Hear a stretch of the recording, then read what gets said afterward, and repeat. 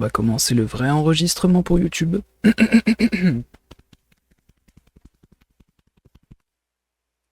Bonjour à tous. Cette vidéo est dédiée particulièrement à un ami très cher et à toute autre personne qui ont besoin bien évidemment d'une nouvelle perspective sur la méditation, sur les basics de la méditation et enfin sur la concentration. Cette vidéo sera donc une lecture de différents articles du site futureofmindkind.co.uk et nous allons commencer par la méditation, qui est celui-là, un post non officiel et non autorisé de la traduction d'une publication du site, de l'association qui est en lien avec le site. Et nous allons voir ce qui se passe.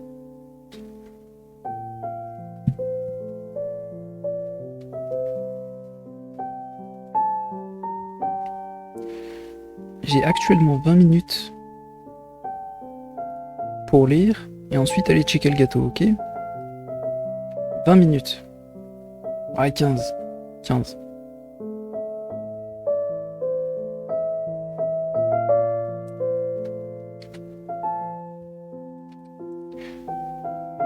Cette section est tirée de la partie introductive du livre. Les phrases de la première partie sont des recommandations pour la vie quotidienne, tandis que la deuxième série de phrases est destinée à être dite soi-même quotidiennement. Bien entendu, il est recommandé d'utiliser les phrases originales en allemand, surtout si l'on a une bonne connaissance de cette langue. Parce que pour rappel, chaque langue a un effet sur le subconscient et l'allemand a un effet particulier sur le subconscient et la conscience elle-même. Une version audio des phrases allemandes est disponible sur le site de la Figure pour assistance, ici. Juste là. Donc si jamais on n'a pas très envie de les répéter, on peut les avoir en version audio. Et bien évidemment, je mettrai les sources dans les descriptions. On nous rappelle que c'est une publication non autorisée et non officielle de la traduction et qu'elle peut donc contenir certaines erreurs. Donc étant donné qu'on fait une double traduction, on va faire attention.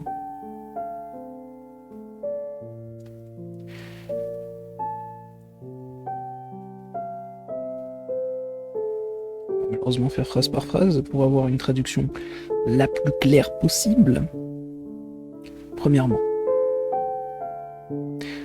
dans la vie quotidienne, il est important de faire attention à ces points. Donc on a combien de points? Nous avons 12 points particuliers.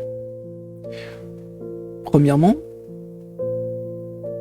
dormir suffisamment en proportion de l'ensemble des activités de la journée.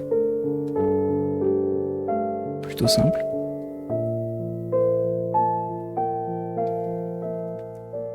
La liberté personnelle est encouragée dans le bon sens, à savoir la vraie liberté intérieure. C'est-à-dire les activités qui nous épanouissent, les activités qui nous rendent joyeuses et qui nous font particulièrement plaisir sainement. Après, bien évidemment, on n'est pas parfait. Les plaisirs personnels sont donnés à soi-même, les plaisirs personnels n'étant pas fondés sur la dépendance, le vice, l'avidité et l'indulgence. Les véritables plaisirs sont des plaisirs intérieurs.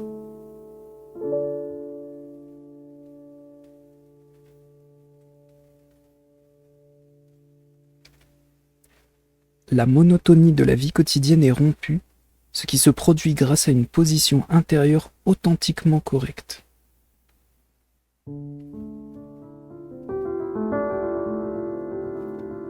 Peut-être chercher à rompre la monotonie quotidienne que nous avons par de simples petites activités, par exemple simplement aller marcher. Même mon père s'est mis à marcher. Ça fait plaisir.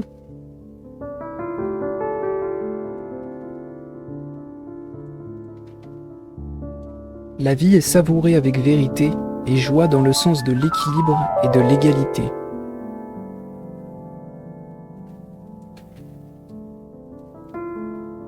On se réjouit aussi pour des broutilles. Pour faire le lien à la vidéo précédente, se satisfaire des petits détails. Pouvoir se satisfaire d'une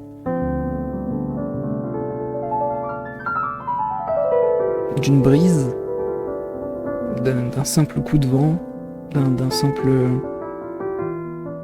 arbre, d'une simple balade.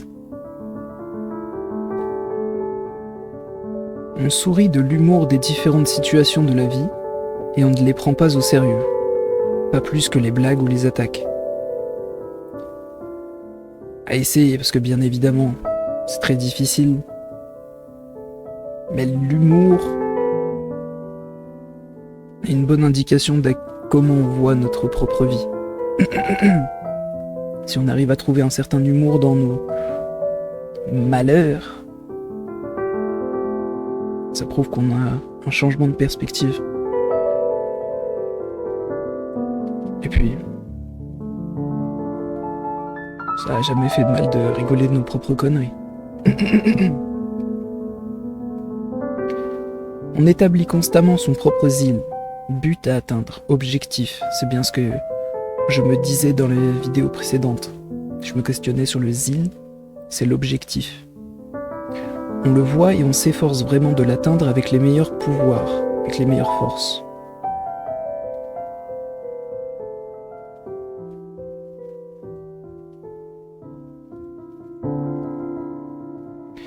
On devient un maître dans la gestion des pouvoirs, des forces et des capacités personnelles et on les développe constamment en faisant de son mieux.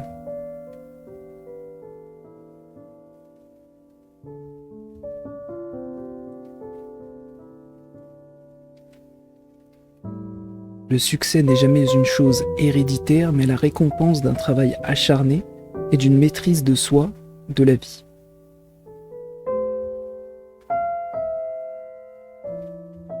Dans la vie quotidienne, l'humain devrait se dire à soi-même au moins une fois dans la journée, il me semble ces 12 phrases, ces 12 formes de phrases méditatives. On peut se prendre 5 minutes, histoire de se les dire et se les comprendre. En vérité, je suis la création la plus rayonnante de l'idée de la création.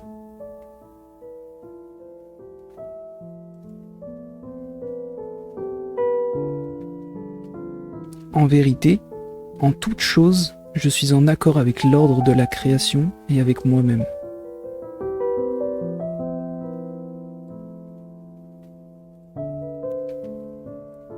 En vérité, tout tourne pour moi au mieux, car je vis dans le succès de l'idée de la création.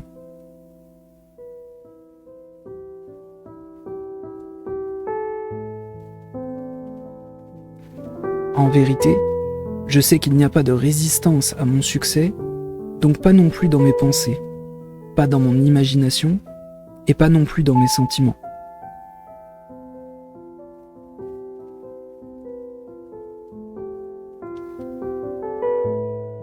En vérité, je sais que je peux tout faire et que le succès m'est toujours accordé, permis ou attribué, parce qu'il en est ainsi.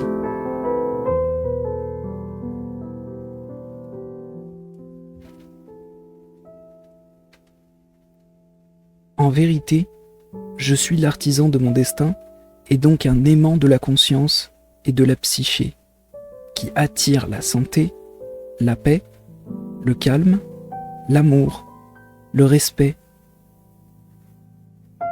et l'Ehrfurcht, l'honneur grandiose. L'Ehrfurcht, ainsi que le succès et la richesse.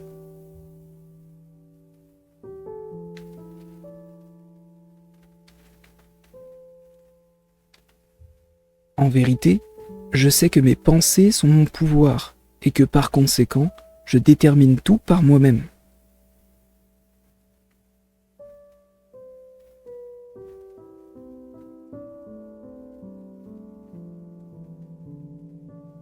En vérité,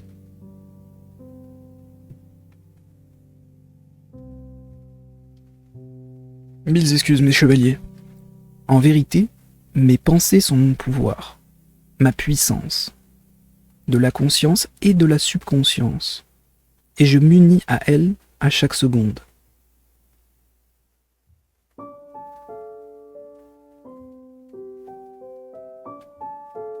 En vérité, je suis heureux et plein d'amour.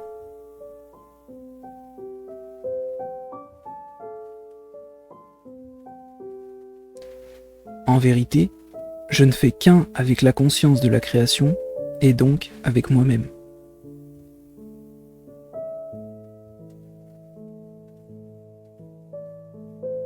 En vérité, ma vie et mon travail sont faits de succès, parce que je sais que le plus grand succès est le succès.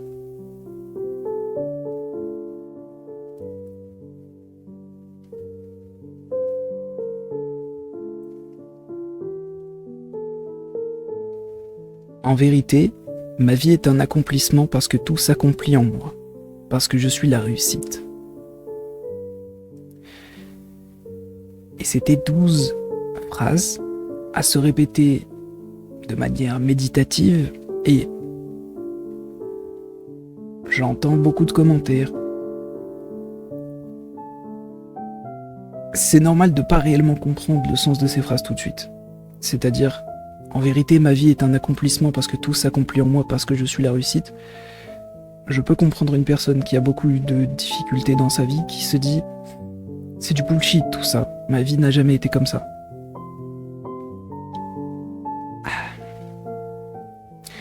Si vous ressentez une quelconque résistance par rapport à ces phrases, si vous ressentez une quelconque animosité envers ces phrases, je vous demande de prendre le temps de justement vous poser la question de quelle est votre perspective sur la phrase en particulier, sur le terme particulier qui ne passe pas. Et par le biais de ce questionnement, la vraie méditation va pouvoir commencer. Le vrai changement va pouvoir s'opérer. Je vais prendre un autre exemple. En vérité, je suis la création la plus radieuse de l'idée de la création. Je répète. En vérité, je suis la création la plus radieuse de l'idée de la création. Premièrement, qu'est-ce que la création? Qu'est-ce que l'idée de la création? Si vous ressentez une quelconque résistance par rapport à ça, essayez de la transformer en curiosité. Si vous n'avez pas cette perspective sur ce qui vous entoure, sur votre vie, posez-vous la question. Qu'est-ce que c'est que ça? Pourquoi je ressens ça? Et qu'est-ce que ça veut dire que j'ai mal compris? Ensuite, je suis la plus radieuse des créations, de l'idée de la création. Vous êtes une création radieuse. Si vous avez une certaine résistance par rapport à ça aussi, laissez-vous aller à cette curiosité de pourquoi il y a une résistance à ça. Pourquoi il y a une certaine négativité derrière tout ça.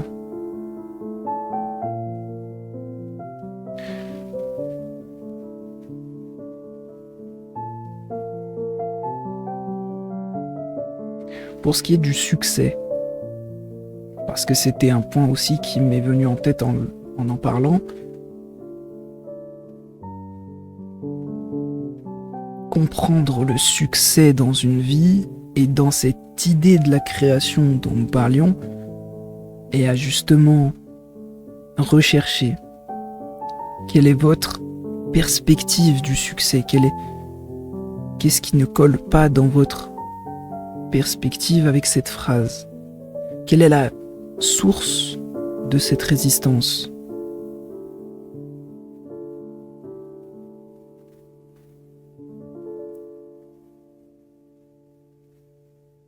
En vérité, je sais qu'il n'y a aucune résistance à mes succès. Et en conséquent, aussi, ni dans mes pensées et dans mon imagination. Et aussi, dans mes émotions. Si ça aussi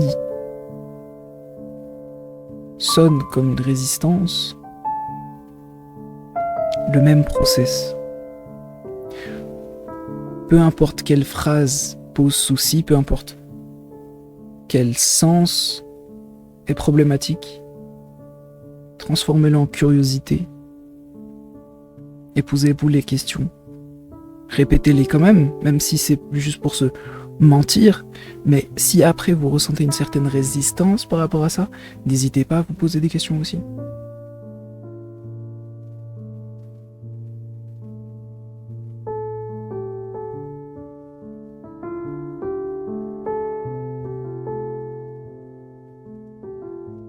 Nous avons bien évidemment à la fin de la publication, on va dire, plein d'autres sources plein d'autres sources à lire, si jamais la curiosité justement se fait ressentir. Et c'était donc la première page sur la méditation. Je vais faire une petite pause parce qu'il faut que j'aille checker le gâteau et je reviens.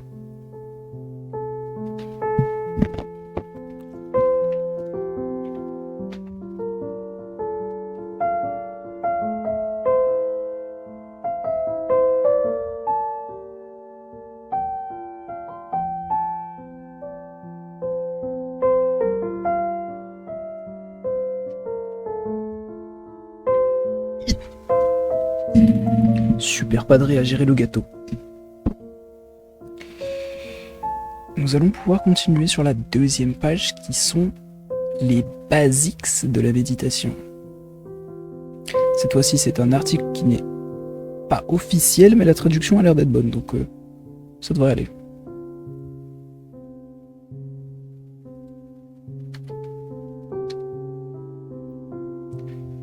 La volonté et la méditation.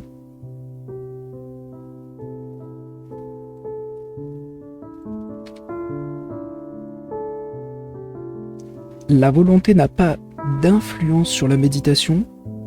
Ah non, excusez-moi.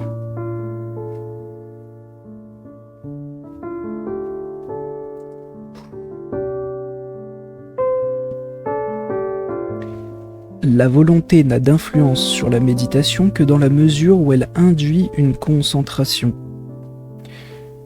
Vous développez une volonté de vous concentrer, mais dès que cette concentration est présente, la volonté devient caduque.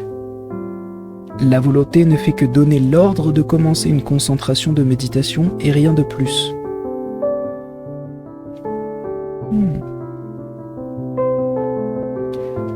La volonté n'a d'influence sur la méditation que dans la mesure où elle induit une concentration. Donc nous verrons la page concentration après. Vous développez une volonté de vous concentrer, oui, mais dès que cette concentration est présente, la volonté devient caduque. La volonté ne fait que donner l'ordre de commencer une concentration de méditation et rien de plus. Je peux comprendre ce principe, oui. Très souvent dans mes méditations, j'ai la volonté de commencer une certaine concentration que je peux garder, mais au début c'est vrai que cette concentration était très courte parce que justement on lance le processus mais on n'arrive pas à la garder. Ok, je comprends ça.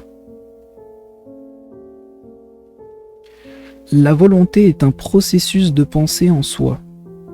Telle qu'elle est présente dans la conscience matérielle, elle empêche la conscience matérielle d'obtenir une concentration de méditation parce qu'une pensée active est présente. Ah! La volonté est un processus de pensée en soi. Tant qu'elle est présente dans la conscience matérielle, elle empêche la conscience matérielle d'obtenir une concentration méditative parce que c'est une pensée active présente. Je comprends.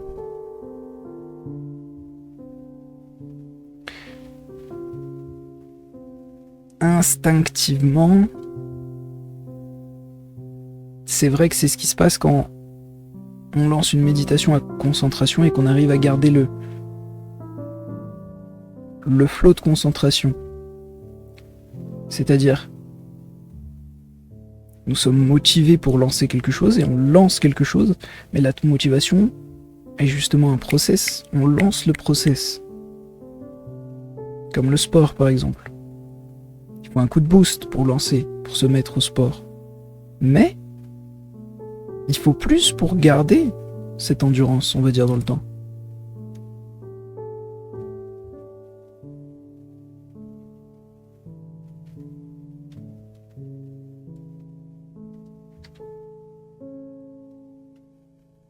Comparons-le au démarreur d'une voiture. Le démarreur n'est important que pour faire démarrer le moteur. Mais pas au-delà, car il sera très dommageable pour la voiture si le démarreur continuait à tourner. Oui, c'est ce que je pensais. C'est comme si on mettait un coup de jus pour lancer un cœur, mais qu'on continue à mettre le coup de jus. Le défibrillateur, voilà. Merci.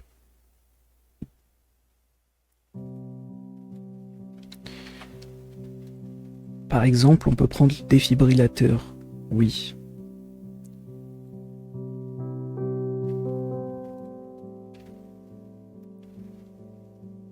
Méditation et pensée. Tous ces processus sont purement observationnels, ce qui signifie qu'il n'y a qu'une observation pure sans aucune pensée. Car les pensées polluent l'observation pure avec des éléments tels que des jugements de valeur ou des pensées parasites.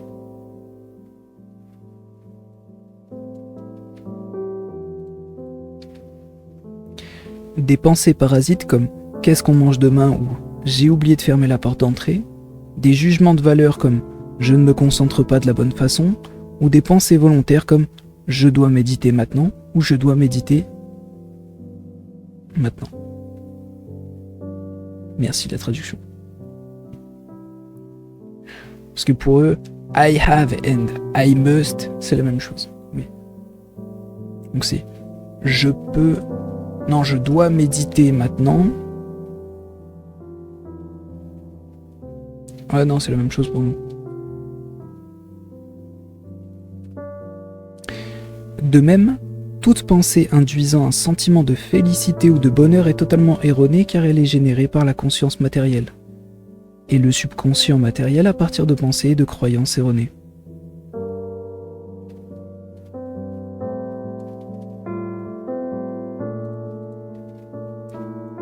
La méditation nécessite un engagement très sérieux et objectif pour aboutir à des résultats.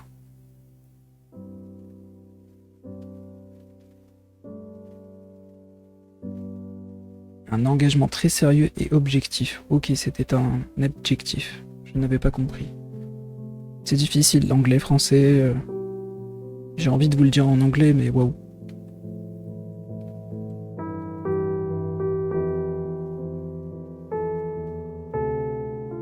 Les basiques de la méditation.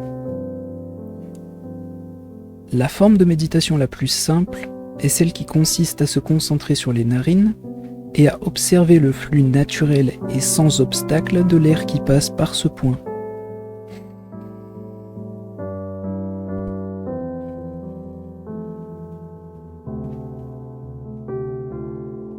La respiration est un processus humain naturel qui peut être observé de son début à sa fin. L'inspiration et l'expiration.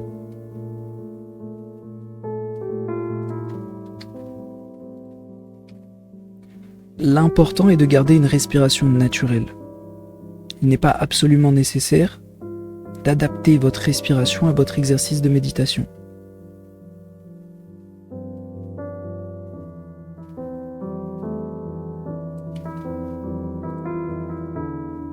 En fait, si vous modifiez votre respiration, cela signifie qu'il s'agit d'une action volontaire résultant de pensée. Et toute pensée pendant la méditation est une pensée errante qui entrave la méditation elle-même. Concentrez-vous donc sur votre respiration, laissez-la se dérouler comme elle l'a toujours fait et ne la modifiez en aucune façon. Lorsque des pensées parasites apparaissent, vous devez être passif et violent à ce sujet. Les ignorer et recentrer votre attention sur la concentration de la méditation. C'est une certaine habitude à avoir. Je sais que les premiers jours sont durs dans ce travail parce que les pensées continuent d'arriver et l'habitude d'être passif et violent avec ces pensées n'est pas naturelle.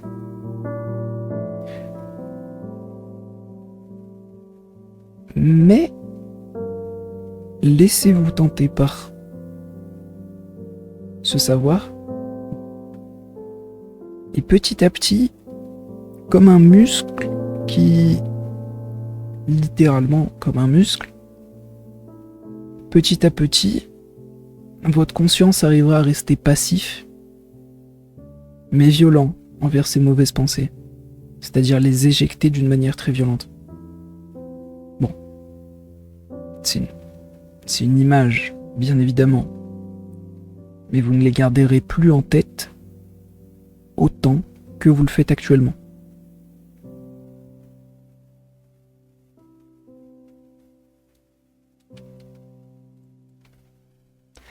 Les pensées errantes agissent comme le feu. Tant que vous continuez à y verser de l'essence, il continue à brûler. Quand vous arrêtez, le feu meurt.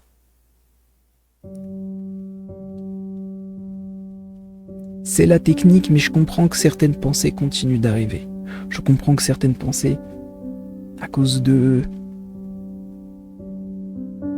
d'attention trop importante dans notre vie sur certains sujets, je comprends que ces sujets reviennent nous hanter.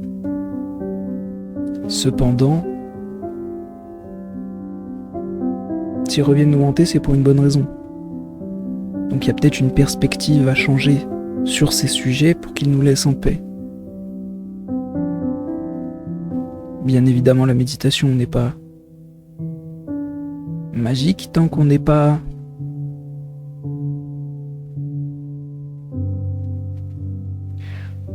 compréhensif de ce qui nous hante.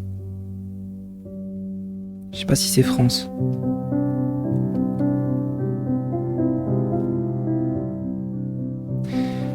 Il en va de même pour les pensées parasites. Tant que vous continuez à leur accorder de l'attention dans votre esprit, elles reviendront. Lorsque vous les ignorez et que vous vous concentrez à nouveau sur votre méditation, vous remarquerez qu'avec le temps et la persévérance, les pensées parasites deviendront de moins en moins nombreuses.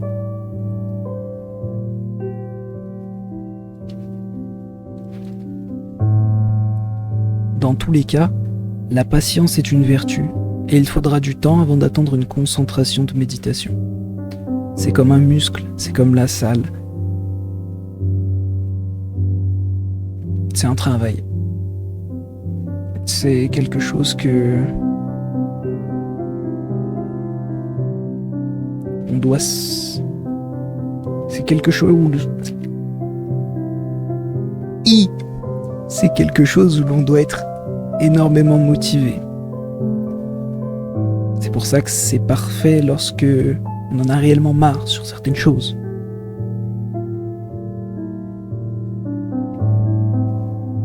Il faut un petit coup de boost, effectivement. Mais si vous avez la bonne motivation, la patience.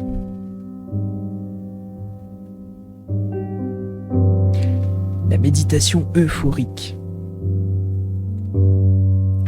La méditation euphorique consiste à générer volontairement des pensées de bonheur, de joie et de bien-être. Ces pensées ont une influence directe sur le psychisme en générant des sentiments similaires. Pardon.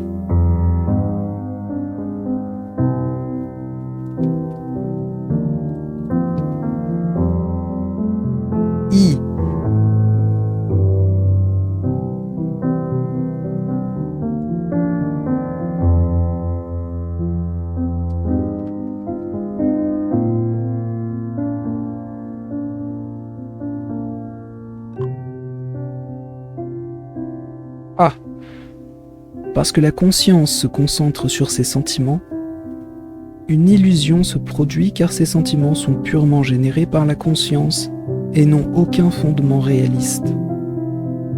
Ces illusions peuvent avoir un impact si important que la personne qui pratique cette forme de méditation devient incapable de séparer la réalité de la fiction.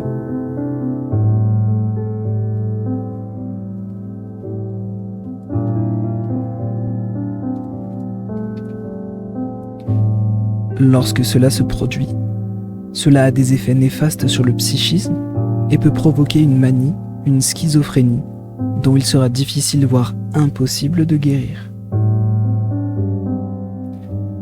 Donc il ne faut pas confondre une méditation euphorique et une méditation de concentration. Même s'il peut y avoir de très bons effets à cette méditation d'euphorisme, mais il faut rester quand même souple.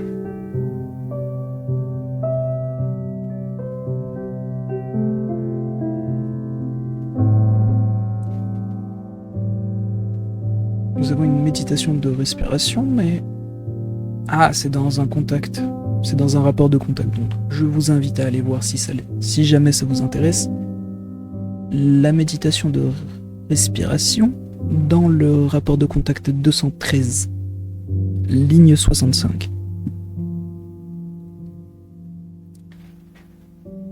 Petit check de gâteau. Il est gros, donc il lui faut du temps, l'animal.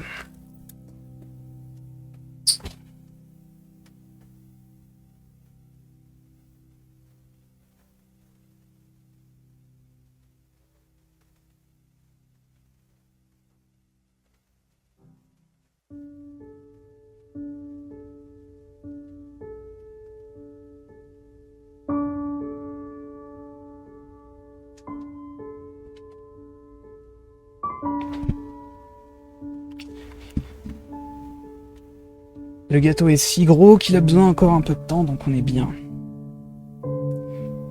On est bien pour finir cette petite lecture sur la page de concentration qui est cette fois-ci une publication officielle et autorisée de la traduction. Nous verrons si nous aurons des soucis.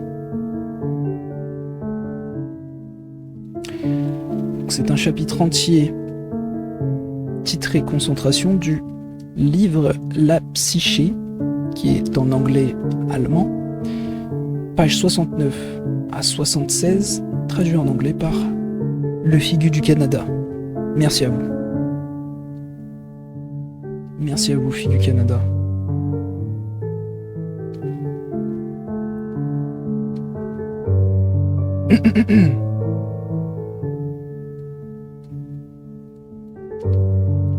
L'une des plaintes les plus fréquentes des êtres humains est celle de l'insuffisance et de l'affaiblissement de la mémoire. La concentration sur quelque chose devrait être aussi mauvaise que la rétention de noms et de dates et de beaucoup d'autres choses.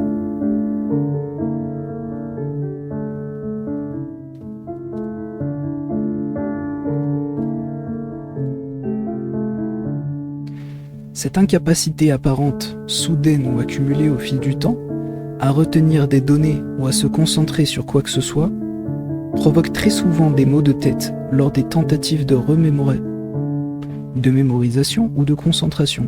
J'avais remémorisation, mais...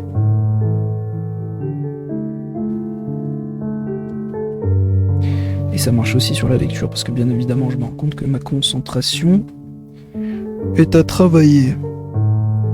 En outre, le manque de calme, l'insomnie et de nombreux autres phénomènes se manifestent et créent un degré élevé de nervosité et d'insécurité. Il n'est pas rare que des sentiments d'effondrement se fassent jour. Effondrement. À force de parler en anglais, j'ai du mal à parler en français. Tous les êtres humains qui souffrent de ces choses terribles doivent prendre clairement conscience d'une chose. Leur mémoire ne manque absolument de rien, car elle est toujours aussi efficace. En d'autres termes, il n'y a pas de mémoire faible, bonne ou mauvaise. Il n'y a qu'une mémoire pleinement efficace et fonctionnant correctement qui doit être d'ailleurs maintenue en état de marche par l'être humain.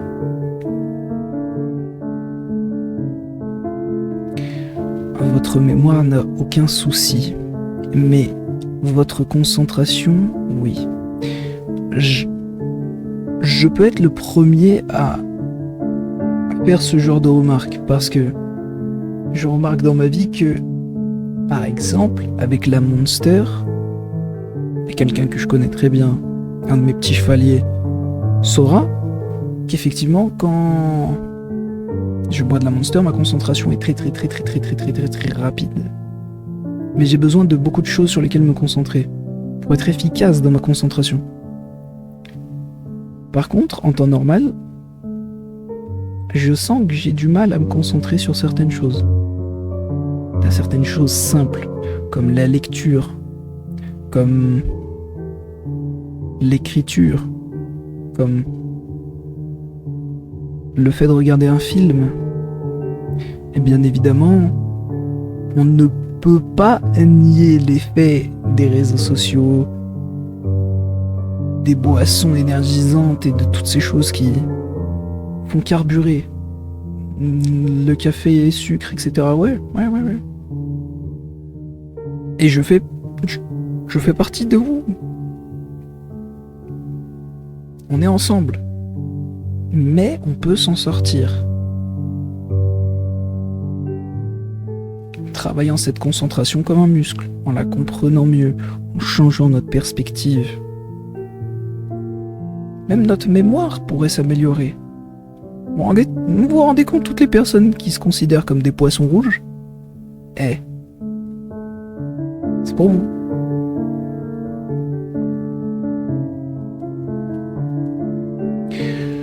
Après, bien sûr, si vous avez Alzheimer, là, je peux rien vous dire pour l'instant.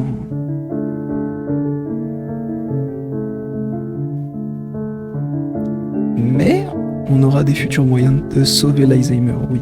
Ne vous en faites pas.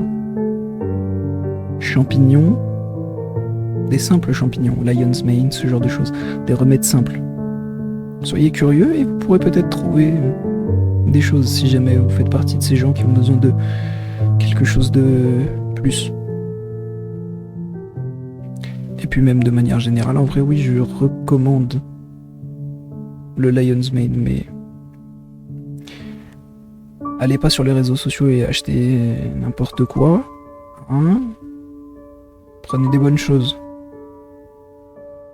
Et le lion's mane est très bon pour la mémoire. Très bon. Revenons-en à nos moutons. Les causes des soi-disant troubles de la mémoire et des difficultés de concentration et des blocages de la mémoire, etc., ne résident donc que partiellement dans le manque d'intérêt de l'être humain concerné ou dans la surcharge de la mémoire par des déchets, des soucis et des problèmes, des idées fixes et d'autres facteurs perturbateurs. Monster, café, sucre, maman. Je comprends que le problème des déchets de mémoire, soucis et problèmes, etc. peuvent énormément polluer notre concentration. Mais notre alimentation et nos boissons ne sont clairement pas à sous-estimer non plus. Malheureusement. Et bien évidemment, je fais partie je suis l'un des premiers à faire ça. Hein. Tu ne dis pas ça pour... Je bois de la Monster. Nous ne pouvons point être parfaits, mais nous pouvons nous rapprocher d'un certain équilibre. Si ces facteurs perturbateurs sont éliminés, la mémoire et la capacité de concentration fonctionnent à nouveau tout à coup, comme un miracle. La plupart des causes et des facteurs perturbateurs sont des pensées et des comportements erronés. Par exemple, les tensions, le stress, la méfiance à l'égard de soi-même et les idées fixes susmentionnées. The aforementioned fixed ideas. Affirmation, fixed ideas. Les idées fixes, c'est ce mentionné. Je suis pas très bon en français, donc je ne pourrais vous dire, messire. Si la mémoire est toujours traitée correctement, cela montre que les soi-disant échecs ne sont possibles que lorsque l'être humain surcharge sa mémoire de déchets ou la sous-estime, et qu'il nie ses capacités. S'il lui fait donc trop peu confiance ou même s'il s'en méfie.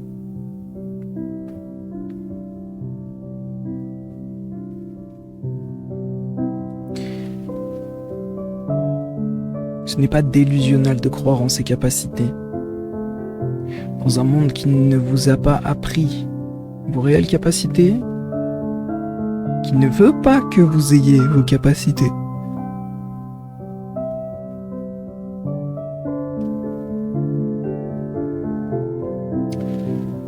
Revoyez la façon dont vous voyez vos capacités. Revoyez la façon dont vous vivez au quotidien. Changez des choses simples petit à petit. Et puis vous verrez, soyez curieux pour voir à quel point les choses peuvent changer. Juste par curiosité, pourquoi pas? C'est pourquoi la plupart des personnes ayant une mémoire défaillante ne souffrent que d'une mauvaise mémoire, peu fiable, et d'une capacité de concentration insuffisante, parce qu'elles s'imaginent, en raison d'un dommage ou d'une défaillance subie, que leur mémoire et leur capacité de concentration ont diminué.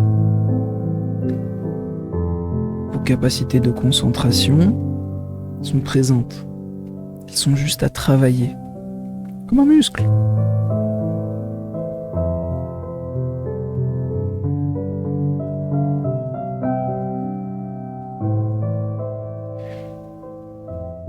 Les causes de ce phénomène sont pour la plupart purement psychiques et les dommages peuvent donc être éliminés. Cependant, les autosuggestions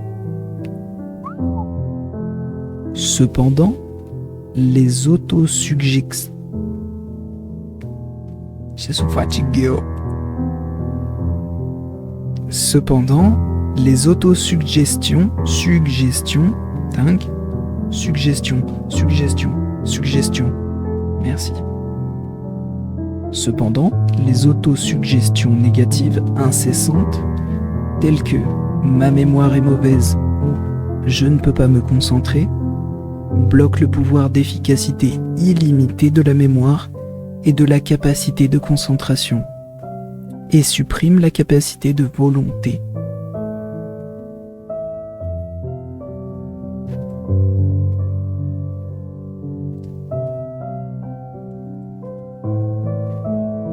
Ces pensées ou ces paroles ont un effet autosuggestif et stimulant considérablement sur le subconscient. Ces pensées ou ces paroles ont un effet autosuggestif et stimulant considérable sur le subconscient. Mille excuses, proche chevalier. Il faut respirer.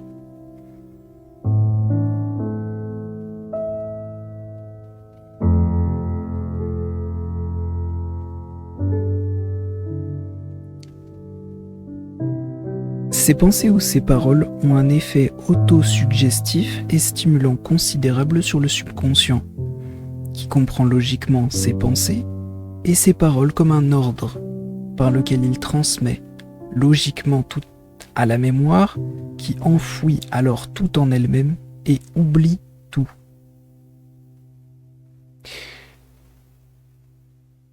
En fait, c'est compliqué à comprendre pour moi-même avec cette traduction.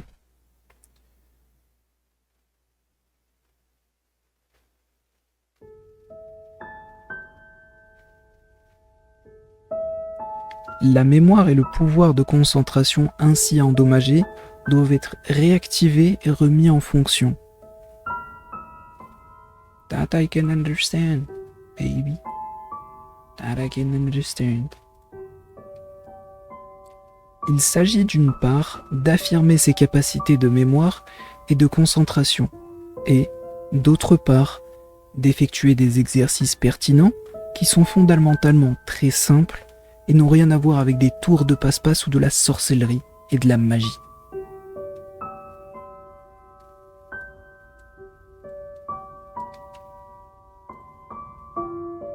Les exercices de concentration sont très nombreux et variés.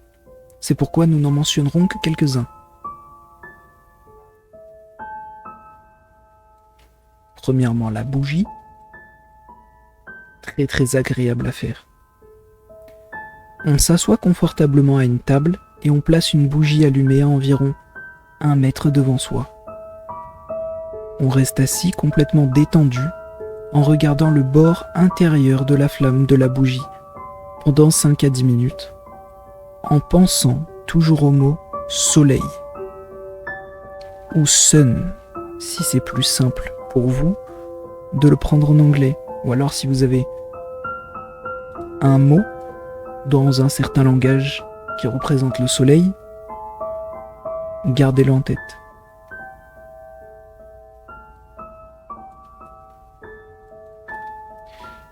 Le premier jour, le temps de 5 minutes doit être absolument respecté. Absolument. C'est dur. Ah, mais quand même. 5 minutes. On se met le minuteur. 5 minutes. C'est dur, mais c'est 5 minutes. Tandis qu'1 minute de plus est toujours ajoutée à chacun des jours suivants.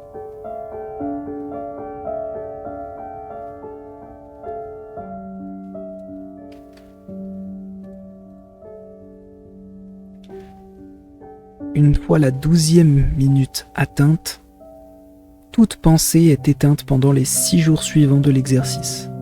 On ne pense plus aux mots, mais on observe juste la flamme.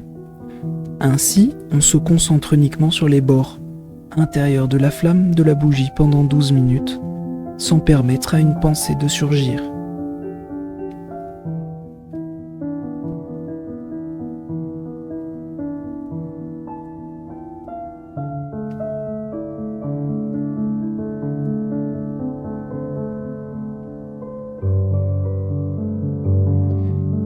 Après ces 6 jours supplémentaires, les 12 minutes sont portées à 15.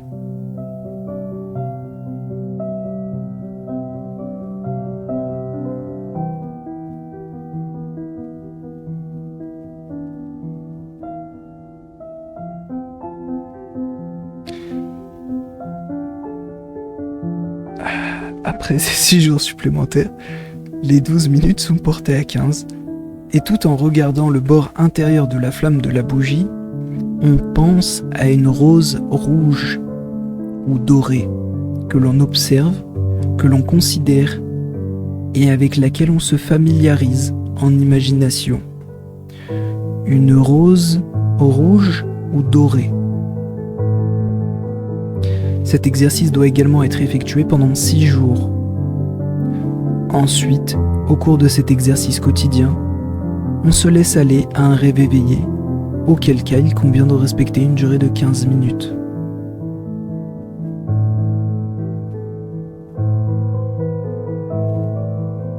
Soyez curieux, pourquoi pas ?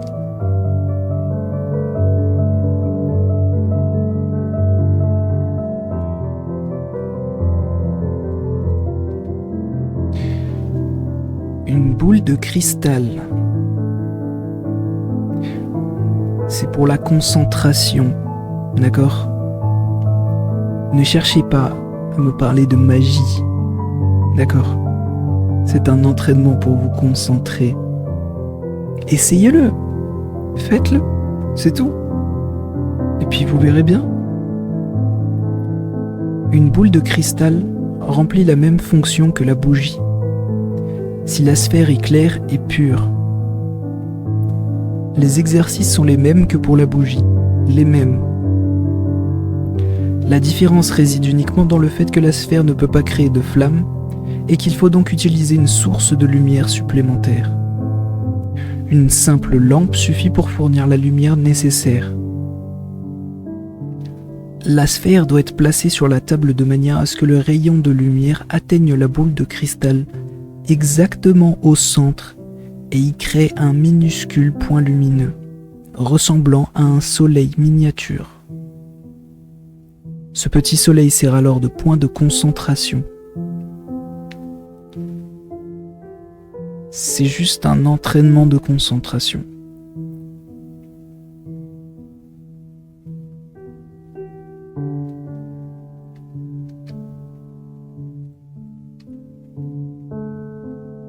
Pour les exercices de concentration susmentionnés, à cristaux, on peut également utiliser des cristaux et des pierres précieuses. Il suffit alors de créer un reflet lumineux perçant qui puisse servir de point de concentration. N'importe quel cristal si vous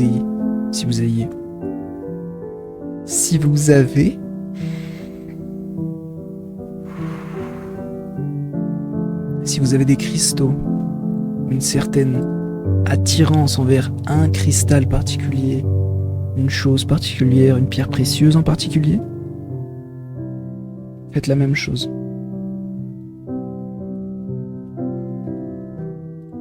Maintenant, des exercices à ligne. Une feuille de papier blanc est fixée au mur, au milieu de laquelle est tracée une ligne épaisse de 12 cm de long. Cette ligne où ce trait se divise en son milieu est un espace de 1 à 2 cm est laissé en blanc.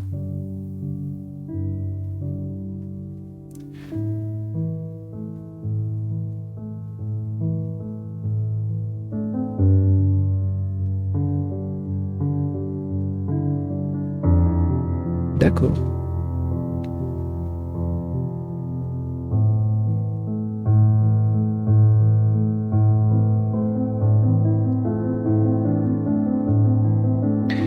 On s'installe confortablement devant, à 3 mètres, et on commence l'exercice tel qu'il a été décrit précédemment. Oui, donc en fait, c'est bien ça que j'avais en tête, oui. Ok. En outre, le résultat de cet exercice est que, déjà après un court laps de temps, les deux lignes semblent se connecter en une seule ligne, ce qui témoigne du fait que l'exercice de concentration se déroule normalement et comme prévu.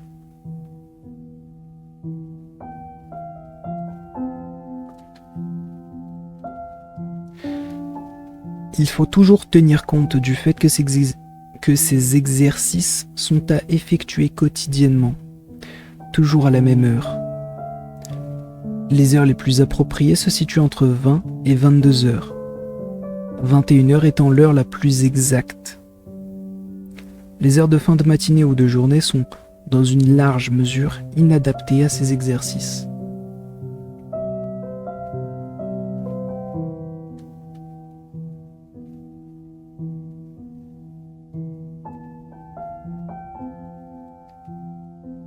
Grâce à ces exercices, la concentration s'apprend ou se réapprend, selon le comportement de la personne et l'intensité qu'elle donne à l'exercice. Le point lumineux de la bougie, de la sphère de verre ou de cristal, etc., se transforme avec le temps en un petit soleil et devient lentement de plus en plus grand. Le résultat final est que le soleil s'agrandit tellement qu'il devient une clarté rayonnante et remplit tout le champ de vision. Une fois ce stade atteint, chaque personne peut alors séjourner dans cette sphère particulière sans aucune pensée et être inondée de sentiments heureux qui peuvent alors l'habiter pendant des heures ou des jours.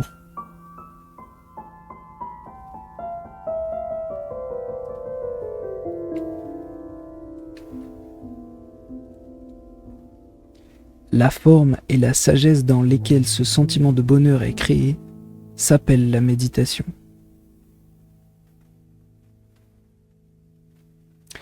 Même moi, ça m'apprend toujours. De relire ça après je ne sais pas combien de temps, ça fait du bien de le relire. Ça fait du bien.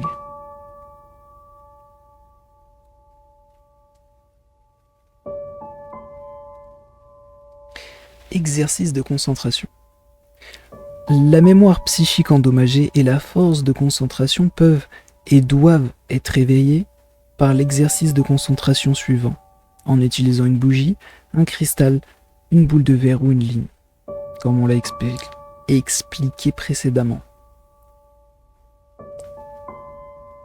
Asseyez-vous dans un fauteuil confortablement à environ 1 mètre d'une bougie allumée, détendez-vous totalement et observez la partie intérieure de la flamme de la bougie pendant 5 minutes. Pendant ces 5 minutes, seul le mot soleil est présent dans votre esprit.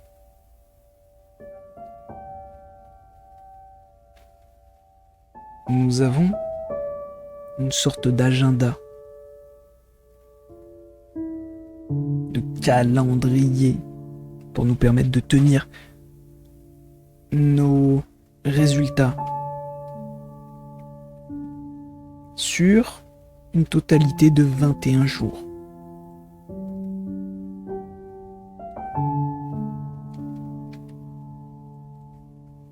Après le 21e jour, il faut pratiquer quotidiennement l'exercice de concentration pendant 10 à 15 minutes et rêver pendant 15 minutes à ce que vous aimeriez réaliser ou à quelque chose qui vous apporte de la joie, du plaisir. Vous pouvez toujours utiliser la flamme de la bougie comme point focal.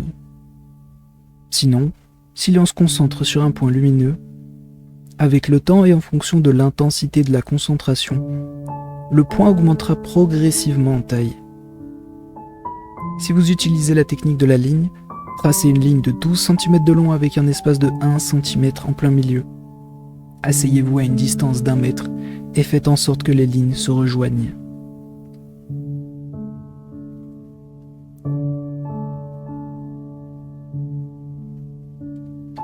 Comme dernier petit passage, mes pro-chevaliers, chevalières, il faut toujours veiller à ce que ces exercices soient effectués quotidiennement, toujours à la même heure. Les heures les plus appropriées se situent entre 20h et 22h.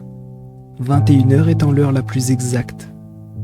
Les heures du matin ou de la journée ne conviennent généralement pas à ces exercices.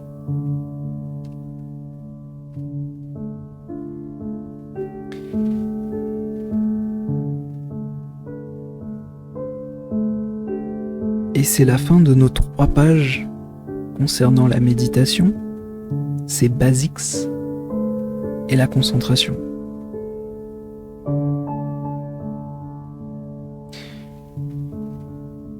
J'espère que ça permettra à quelqu'un de pouvoir s'épanouir dans cette concentration, de changer certaines choses dans sa vie, pour le mieux et pour le positif. Mes preux et beaux chevaliers, chevalières, je vous souhaite une très belle journée, un agréable été et des gros bisous. Au revoir.